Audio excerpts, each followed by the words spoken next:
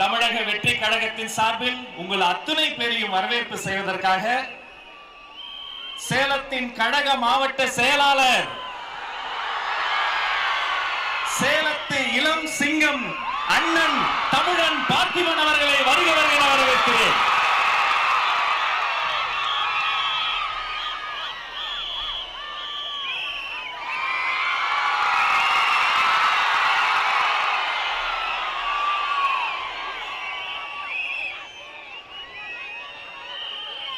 முப்பது காலமாக தளபதியின் ஒத்த முகத்திற்காக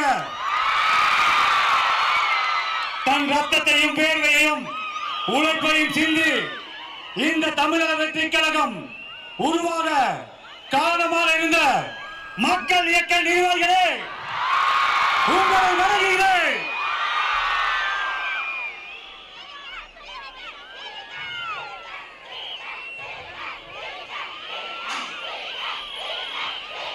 தமிழக வெற்றி கழகம், தமிழக வெற்றி கழகத்தின் ஆதிவேராகிய நகர ஒன்றிய பகுதி நிர்வாகிகளே, 2026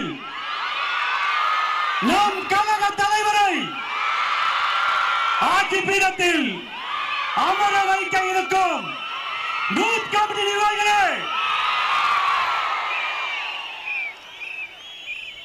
இளைஞர்களின் விடிவெள்ளி தமிழ்நாட்டின் ஒரே நம்பிக்கை நம் கழக தலைவர்களே, ஓயாமல் பணி செய்து ஒரு நிமிடம் கண் மூடினாலும் சாட்டையை சுழற்றி நம்மளை வேகப்படுத்தும் நமது தந்தைக்கு தந்தையாக, நண்பனுக்கு நண்பனாக, அண்ணனாக இருந்து வழிகாட்டி வழிநடத்தும் கழக பொதுச் செயலாளர் அவர்களே, மாநில நிர்வாகிகளே, இந்த நிகழ்ச்சியை எங்கள் சொல்லுக்கு கட்டுப்பட்டு வீட்டில் அமர்ந்து குடும்பத்தோடு பார்க்கும் கழக நிர்வாகிகளே, பொதுமக்களே, உறுப்பினர்களே, ரசிகர்களே, உங்களை பாதம் தொட்டு வணங்குகிறேன். வருக வருக வரவேற்கிறேன். 28 ஆண்டு காலமாக என் தளபதிக்காக இந்த சேலம் மாவட்டத்தில் 5000க்கு மேற்பட்ட மக்கள் இயக்க பலகை திறந்து வைத்தோம். ரசிக மன்றமாக இருந்தோம். நம்மளுக்கு நற்பணி மன்றமாக மாற்றி மோடி கொடுத்தார். மக்கள் இயக்கமாக மாறியது. இன்று உலகமே திரும்பி பார்க்கும். அவர் ஒரு மொழி என்ன பேசுவார் என்று பார்க்கும். தமிழக வெற்றி கழகத்தை நமக்காக உருவாக்கி கொடுத்திருக்கிறார். எத்தனை நல பணிகள் சேலம் மாவட்டத்தில் 2011 மாபெரும் நலத்திட்ட உதவிகள் வழங்கினோம். நீங்கள் எல்லாம் சேர்ந்து வழங்கினோம். எத்தனாயிரம் ரத்த தான முகாம், வெளியில்லா விருந்தகம் சேலம் மாவட்டத்தில் 3 இடத்தில் சிறப்பாக நடைபெற்றுக் கொண்டிருக்கிறது. 5000 நாட்களை கடந்து நடந்து கொண்டிருக்கிறது. அரசு மோகன் குமாரமங்கலம் மருத்துவமனையில் இன்று வரை தமிழக வெற்றி கழகம் தான் சென்ற ஆண்டு கூட அதிக குருதிக்கான முகாமை ஏற்படுத்த விருது வாங்கியது. இதுபோல் உங்கள் ஒற்றுமையோடு இவ்வளவு பணிகளை செய்து கொண்டிருந்தோம். அப்படி செய்து கொண்டிருந்த காலத்தில் தான் தமிழக வெற்றி கழகம் உருவாகியது. அது இந்த சேலம் மாவட்டம் 11 தொகுதி கொண்ட மாவட்டத்தை நிர்வாக வளர்ச்சிக்காக 5 மாவட்டமாக பிரித்தார்கள். நான் எல்லாம் சாதாரண தொண்டனாக இருந்தேன். எனக்கு சினிமாவில் வாய்ப்பு கொடுத்து 15-20 படங்களை நடிக்க வைத்தார் என் கழக தலைவர் தளபதி. இன்று நடிகர் சங்கத்தில் உறுப்பினராக இருக்கிறேன். புடிசர் நம்பத்தில் உறுப்பினராக இருக்கிறேன். டிஸ்ட்ரிபியூட்டர் உறுப்பினராக இருக்கிறேன். ஒரு தொண்டனை எப்படி உருவாக்க வேண்டும் என்று இந்த தளபதிக்கு தான் தெரியும். அதே போல் நம்மளோடு நம்முடன் இருப்பவர்தான் ஒருத்தர் முதலமைச்சராக வேண்டும். அவங்களுக்கு அந்த கஷ்டம் தெரியும். தளபதி பெரிய கோடி ஆனா கோடி பரம்பரையிலிருந்து வந்தவர் அல்ல. கஷ்டங்களையும் அவமானங்களையும் அசைகளையும் பட்டுதான் இந்த நிலைக்கு இருக்கிறார். அப்படி பார்க்கும்போது உனக்கு என்ன தேவை, இந்த ஏழைகளுக்கு தேவை என்பதை அவரால் தான் யூகிக்க முடியும். அவரால் தான் முதலமைச்சராக இருக்க முடியும். நம்மில் ஒருவர் முதலமைச்சராக இருக்க வேண்டும். அப்படியெல்லாம் உழைத்து 5 மாவட்டங்களாக பிரிக்கும் பொழுது சீமான்கள் பணக்காரர்கள் கோடிக்கடியாக கொட்டுகிறேன் என்று சொல்லும் போதும் என் கழக தலைவரும் தளபதி அவர்களும் என்னை மாவட்ட செயலராக்கினார். என்னுடன் இணைந்து 4 பேர் வசதியே இல்லாத அவர்களை ஒரு இமை பரிதும் யோசிக்காமல் கழக தலைவரும் பொதுச் செயலரும் மாவட்ட செயலராக்குகிறார். இன்று சேலம் மாவட்டத்தில் 5 பேர் இருக்கிறோம். அதே மாதிரி ஒன்று சொல்லிக் கொள்கிறேன், வருகின்ற சட்டமன்ற தேர்தலில் இதுவரை இல்லாத வரலாற்றில் நிகழாத நிகழ்வுகள் ஏழை எளியோர் அத்தனை பேரும் எம்எல்ஏ ஆக்க முடியும். அப்படிதான் உருவாகியது சேலம் மாவட்டத்தில் இந்த தமிழக வெற்றி கழகம்.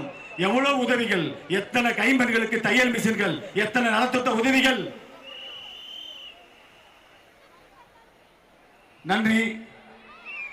காலதாமதம் அண்ணவர் அவர் எல்லாம் அவர் தளபதிக்கே சிக்னல் காட்டுறவர், எனக்கு சிக்னல் காட்டுறதும் பயந்துட்டேன். எத்தனை உழைப்புகள் உங்க எல்லாத்துக்குமே தெரியும். ஒவ்வொரு இடத்துலயும் ஒரு மன்றத்தை திறக்கும் போது எத்தனை பிரச்சனைகள் அந்த காலத்துல. இப்பயாவது 4-வே ட்ராக் இருக்கு, ரோடு இருக்கு. இந்த 5000 மன்றங்கள் திறக்கத்துக்குள்ளும் என் மக்கள் இயக்கத்தை நிர்வாகிகள் எவ்வளவு பேர் கஷ்டப்பட்டிருக்கான்.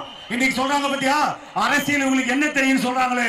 இன்னைக்கு சொல்லுகிறேன், இந்த 30 ஆண்டு காலமாக இந்த 5000 மன்றத்தை திறந்து விட்டு ஒரு மன்றம் திறக்க வேண்டும் என்றால் ஒரு இடத்துல திறக்கனா எதிர்கட்சி ஆளுங்கட்சி அத்தனை பேருக்கு பிரச்சனை பண்ண அந்த மன்றத்தை திறந்தான். 30 ஆண்டு காலமாக ஆளும் கட்சியும் பார்த்து விட்டோம், எதிர்கட்சியும் பார்த்து விட்டோம். இன்று எதிர்கட்சியாக இருக்கிறோம். 2026 முதலமைச்சராகுவோம். கழக தோழர்களே, உங்களுக்கெல்லாம் ஒன்னே ஒன்று சொல்லிக் கொள்கிறேன், உங்களிடம் இருக்கும் தாழ்வு மனப்பானை தூக்கி எறியுங்கள். எந்த வகையில் மாற்று கட்சியை சேர்ந்த ஒன்றிய நகர பகுதி செயலாளர்களை விட நீ கீழே இருக்கவன் இல்ல, அவர்களை விட நீ மேலே இருப்பவன். அந்த காலத்திலேயே எதையும் எதிர்பார்க்காமல் தளபதிக்காக நீ ரத்தத்தையும் சிந்தினான், உழைப்பையும் கொடுத்தாய். அவருக்காக அரசியலுக்கு வருவாரா வரமாட்டாரே தெரியாது. அவர் ஒத்த முகத்துக்காக தான் நீ அவ்வளவு செஞ்ச. இன்னைக்குதான் அரசியல் வந்திருக்காரு, எதிர்பார்த்து செஞ்சியோ?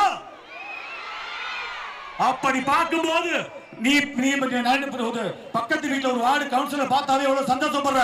வருங்காலத்தில் நீங்க இருக்க அத்தனை பேரும் அரசு அதிகாரத்தை பகிர்ந்து கொடுப்போம். தளபதி முதலமைச்சர் ஆவார்.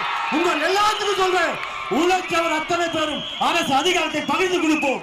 அதே மாதிரி ஒன்னே சொல்லிக்கிறேன், 234 தொகுதியிலும் தளபதி மூளை முடுக்கெல்லாம் வர வேண்டும் என்றால் நமது ஆட்சி நடக்க வேண்டும். காவல்துறையினர் இப்ப பாருங்க எவ்வளவு டிமாண்ட், 51 கண்டிஷன் போடுறாங்க. இந்த கண்டிஷன் ஆளுங்கட்சிக்கு போறதுக்கு திறந்ததுக்காக உங்களுக்கு சொல்லுங்க பார்க்கலாம். ஆளும் கட்சி மாநாட்டில் கூட இத்தனை ஆம்புலன்ஸ் வண்டி இல்ல, இத்தனை மருத்துவர் இல்ல, டாய்லெட் பாத்ரூம் குடிநீர் அவ்வளவு ஏற்பாடு பண்ணிருக்கோம். எல்லா கட்சிக்கும் 3 உதாரணமா செஞ்சிருக்கோம். நன்றி, வணக்கம். நன்றி.